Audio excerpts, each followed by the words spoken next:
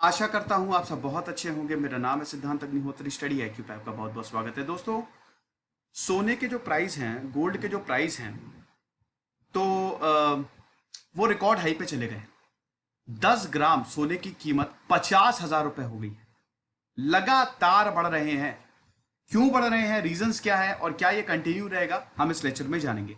Indian express का बहुत ही अच्छे से इंडियन एक्सप्रेस ने इसको कवर किया है। साथ ही साथ हम और भी चीजों को देखेंगे।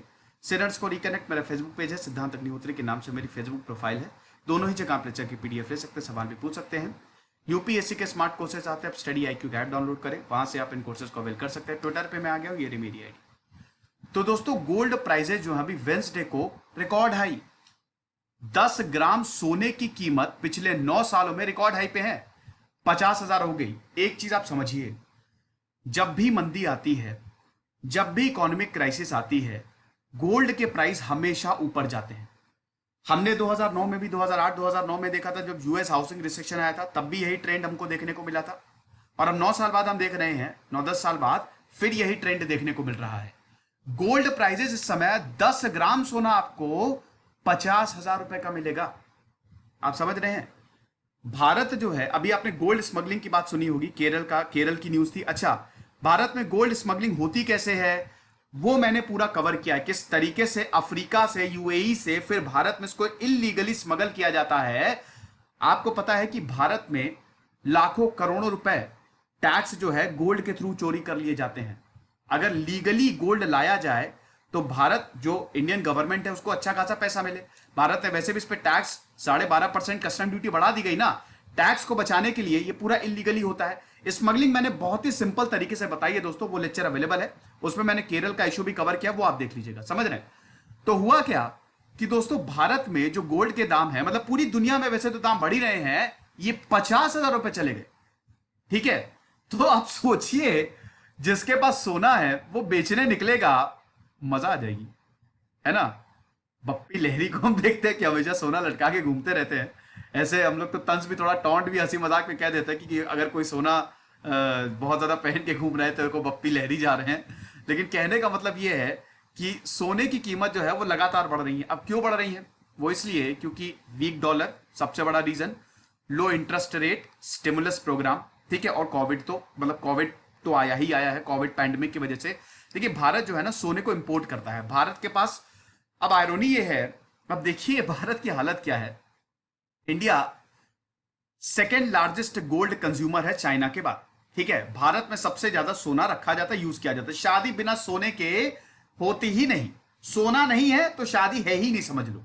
ठीक है, चलिए हम थोड़ा सा अब हिस्ट्री जान लेते हैं। ज्यादा नहीं बताऊंगा, पक्का मैं बहुत ज्यादा उसमें नहीं घुसूंगा, लेकिन थोड़ा सा आपको हिस्ट्री जानना जरूरी है। ठीक है, देखो बेटा, अगर प्रेजेंट की चीजों को समझना है तो इतिहास देखो, है ना।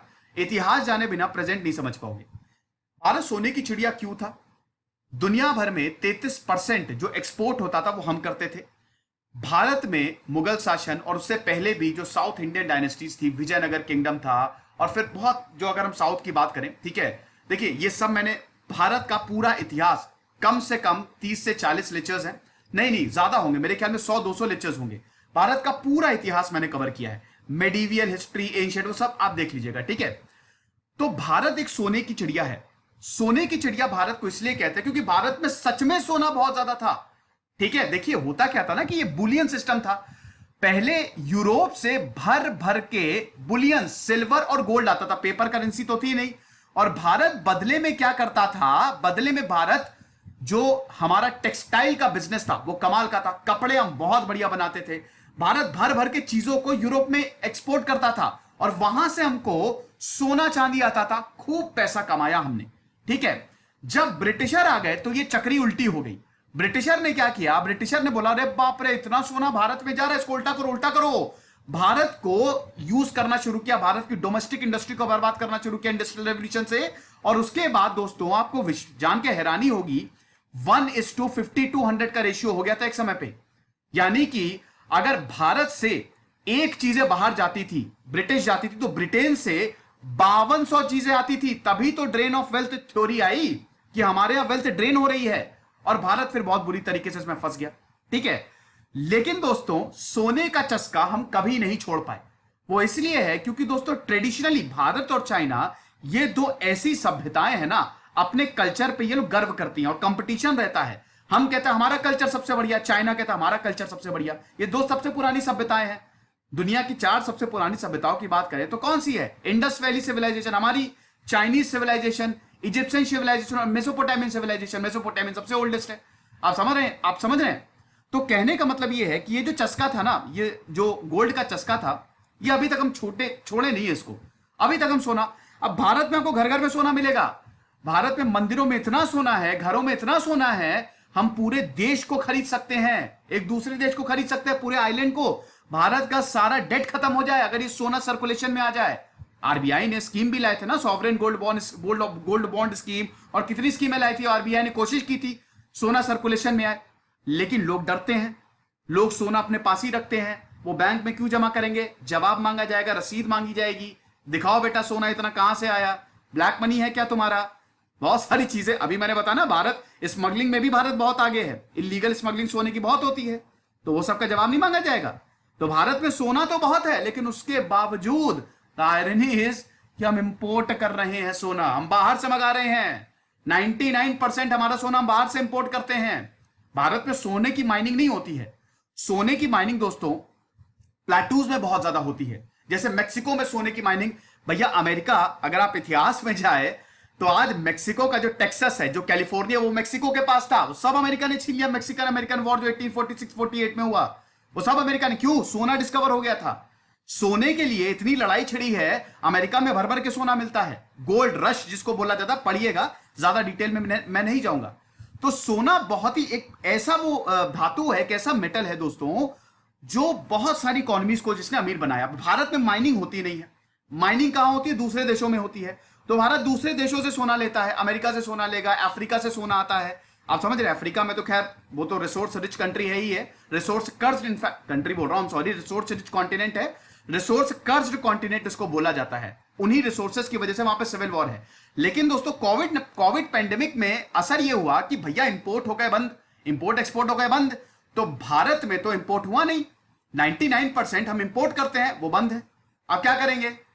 समझ रहे हैं? फिर दूसरी चीज ये है कि जब भी दोस्तों वीक डॉलर या लो इंटरेस्ट रेट, देखिए मैं बहुत ही सिंपल तरीके से समझा देता हूं, टेक्निकल ज्यादा अगर मैं जाऊंगा इकोनॉमिक्स में तो हो सकता है आपको समझ में ना आए। देखिए होता क्या है कि जब भी मार्केट गिरता है ना, तो लोगों को बैठता है डर।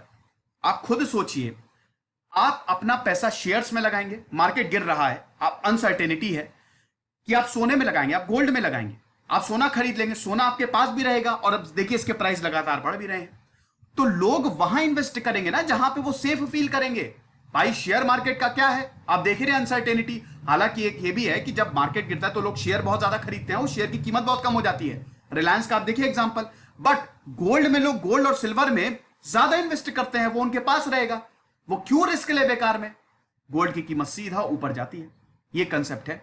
एक और रीजन दोस्तों इसका ये भी है कि देखिए गोल्ड जो है ना, वो लिमिटेड कमोडिटी है। हमारे पास सोना ऐसा तो नहीं, घरों में सोना बहुत है, लेकिन ऐसे सर्कुलेशन में तो है नहीं। तो जब लोग सोना खरीदेंगे तो प्राइस तो बढ़ने ही बढ़ने हैं ना। लोगों को अपना पैसा सेफ रखना है, वो रिस्क क्यों लेंगे? आप समझ रहे हैं? ये बेसिकली मेन प्राइमरी रीजन होता है, सिंपल सी बात है, ठीक है।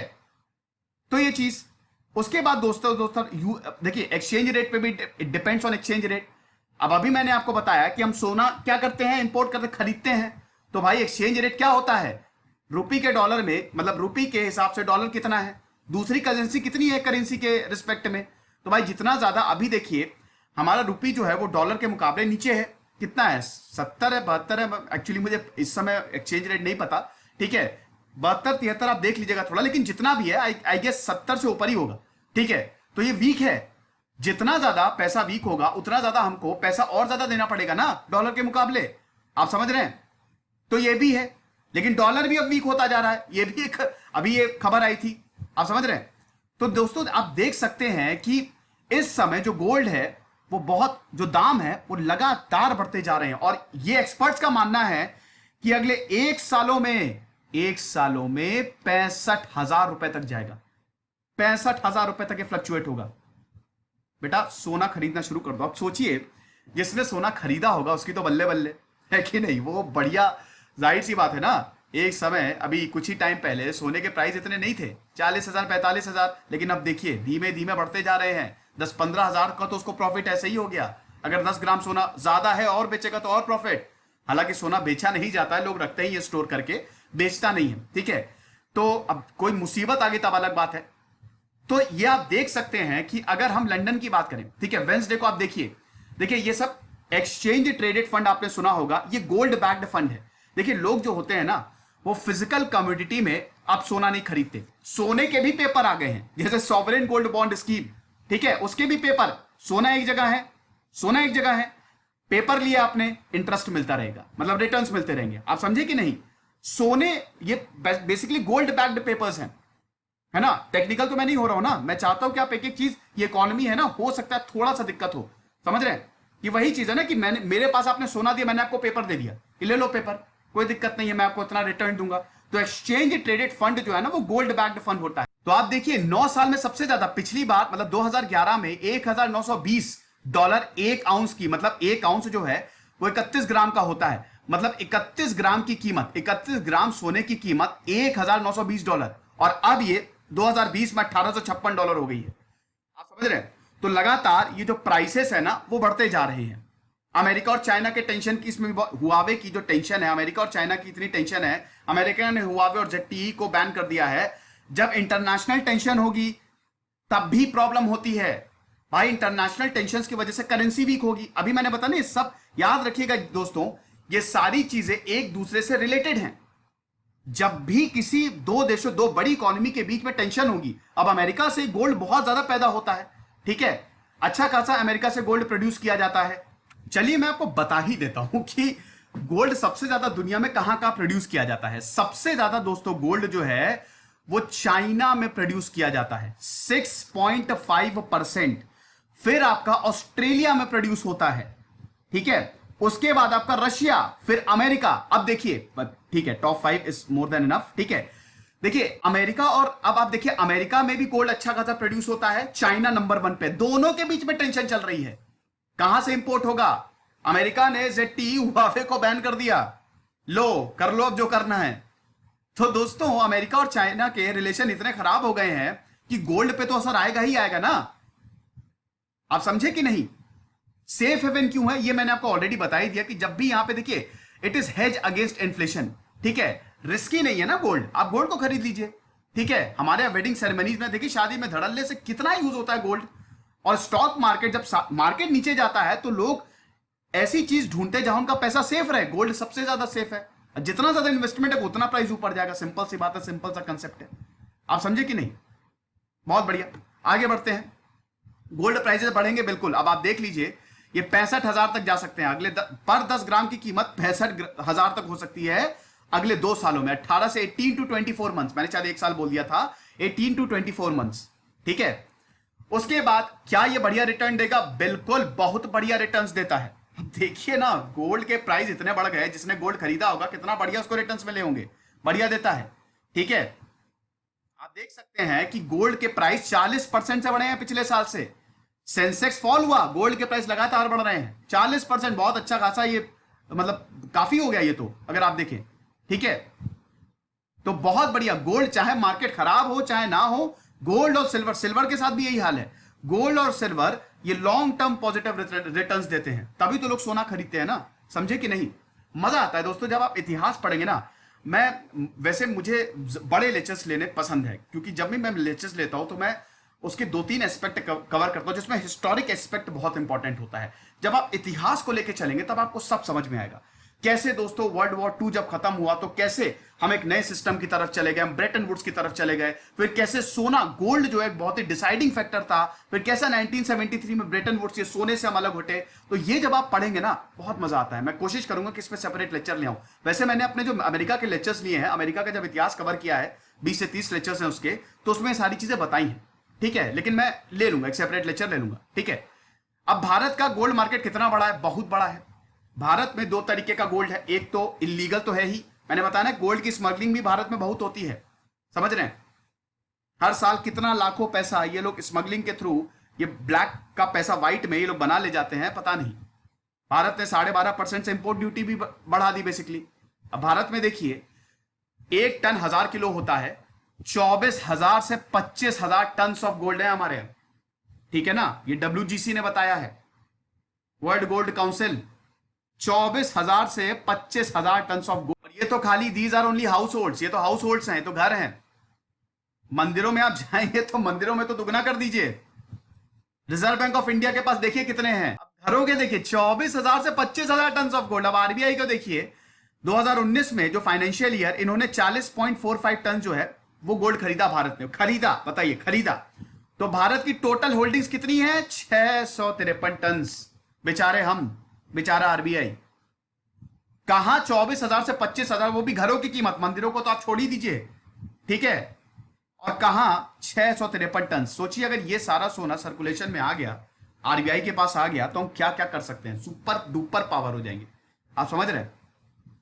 लेकिन वही है ना कि लोग डरते भी हैं, 50 चीजें पूछी जाएंगी, इतना सोना कहां से आया। और दोस्तों पूछी तो जानी चाहिए, इतना सोना सच में कहां से आया।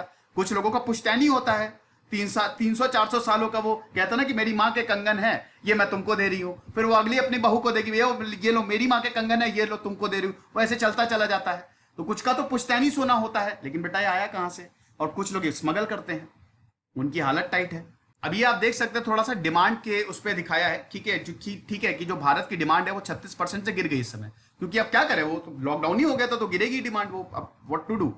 फिर उसके बाद जो हमारा एस्टिमेटेड है, मतलब जो स्मगलिंग है, अब स्मगलिंग वाला सोना देखिए 120 से 200 टन, हर साल 120 से 200 टन। तो इसीलिए भारत ने बोला कि रुको अभी बताते हैं, 12.5% इंपोर्ट ड्यूटी, लेकिन उससे और स्मगलिंग होने लगी। अब खैर वो एक अलग टॉपिक है, वो मैंने कवर किया है।